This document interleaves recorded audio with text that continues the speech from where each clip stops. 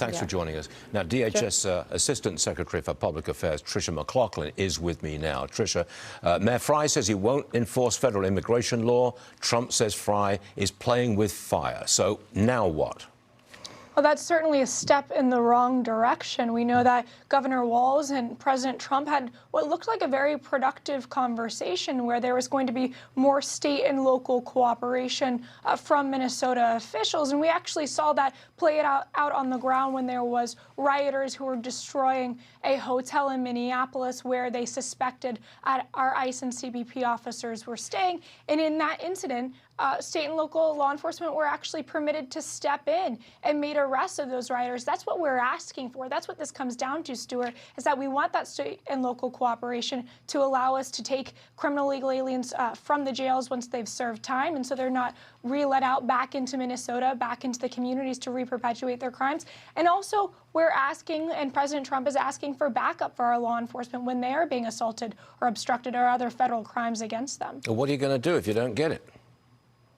Well, that's when we have to have a visible presence on the ground. And I know Tom Homan, he's on the ground there, and he's a great asset to President Trump and has quite a bit of insight and experience. And we're hoping that he can make inroads with those local officials there, because as much as Tim Walz wants to play these kind of word games where he's saying, oh, we actually honor detainers, the reality on the ground is they don't when it comes to these cities and county jails. Actually, last year alone, 470 criminal illegal aliens were released from Minnesota's jails back onto their streets. That's exactly what we're trying to prevent.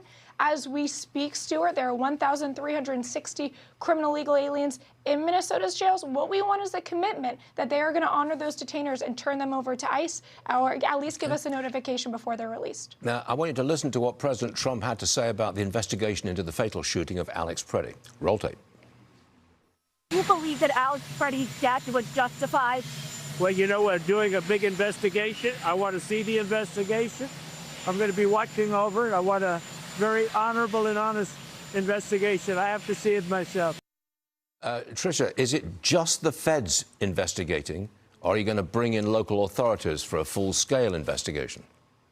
My understanding is right now Homeland Security investigators are leading this. FBI is supporting, and then there's a separate internal review at CBP as well. But, Stuart, I have to say, this is a tragedy. Alex Preddy, his family are my prayers, and we want to get answers for him, his family, and for the American people with utmost transparency.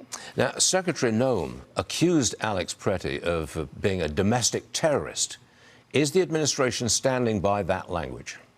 So initial statements were made after reports from CBP on the ground. That was a very chaotic scene.